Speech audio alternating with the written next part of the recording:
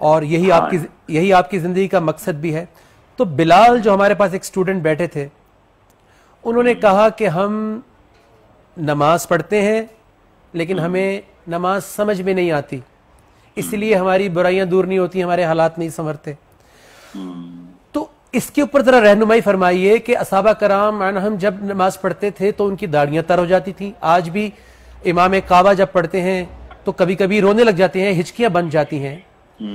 تو یہ کیسے فطرت کا وہ ماحول کیسے ہم بنائیں گے کہ جی نجم بھائی, عرب تو نماز پڑھتے ہیں تو ان کو تو سمجھ میں آ رہا ہوتا ہے کہ ہم کیا پڑھ رہے ہیں, لیکن وہ بھی ہمارے ہی جیسے ہیں, جیسے ہم غافل ہیں ویسے ہی وہ بھی غافل ہیں. میں تو عربی ملکوں میں بہت پھرا ہوں. یہ آپ کی کثر نفسی ہے. تو اصل مسئلہ یہ ہے کہ اچھی سوسائٹی اور صحبت کی تلاش یہ بہت ضروری ہے. اس میں ایک تو میں یہ آپ کے ذریعے سے پیغام دوں گا کہ ہماری ساری نسل, ہمارے پڑھے لکھے ان پڑھ قرآن سے بہت دور ہیں. توجہ دیں. یہ کچھ وقت قرآن کے ساتھ بیٹھیں کہ اللہ کیا کہہ رہا ہے, اور اگر ان کے پاس زیادہ وقت نہیں ہے تو یا ایھا الذین آمنو میں تو بات ہی آپ سے اور مجھ سے ہے. واہ واہ واہ واہ.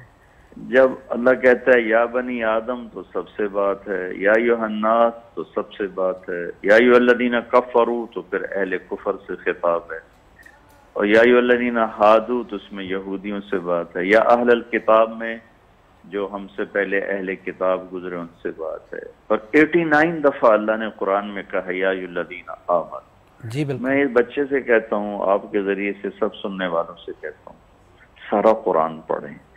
کہتے جی ہمیں فرصت نہیں ہے, تو یہ 89 دفعہ جو یا ایھا الذین آمنوا آیا ہے, یہ تو گویا یوں کہہ رہا ہے اللہ تعالیٰ کے نجم میں تجھ سے بات کر رہا ہوں, طارق جمیل, بلال, زینب, خدیجہ, میں آپ لوگوں سے بات کر رہا ہوں, ذرا میری بات دھیان سے سنیں. تو کتاب ایک اچھا ساتھی ہوتا ہے, یہ قرآن پڑھیں. ہماری نسل قرآن کا ترجمہ انگلش میں ہے, اردو میں ہے, فرینچ میں ہے, ہر زبان میں ہے. اور اپنے نبی کی سیرت پڑھیں, ان کی زندگی پڑھیں. بے شک.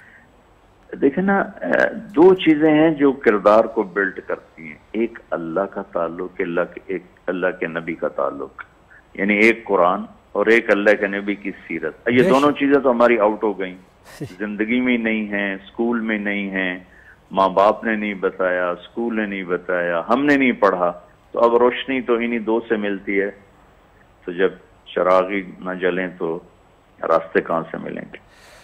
مولانا صاحب, کتنا ضروری ہے کہ جن کو اللہ نے مقام دیا ہے, جو ہماری صلات کو لیڈ کرتے ہیں, یہ کتنا ضروری ہے کہ وہ, کیونکہ غور و خوض کی توفیق بھی اللہ کسی کسی کو دیتا ہے, امامت بھی کسی کسی کو دیتا ہے, تو یہ کتنا ضروری ہے کہ وہ نماز کے بعد لوگوں کو یہ ضرور بتائیں کہ آپ نے آج کس حکم پہ سجدہ کیا ہے, تاکہ جب مسجد سے باہر آئیں تو ٹانگیں ذرا کانپیں کہ میں یہ وعدہ کرایا ہوں. کیونکہ میں نے بھی جب پہلی دفعہ اللہ سے وعدہ کیا تھا نماز میں کہ میں والدین سے بدتمیزی نہیں کروں گا, اف نہیں کروں گا, تو اس دن میرا رکوع کرنا مشکل ہو رہا تھا کہ میں رکوع کیا تو کرنا پڑے گا.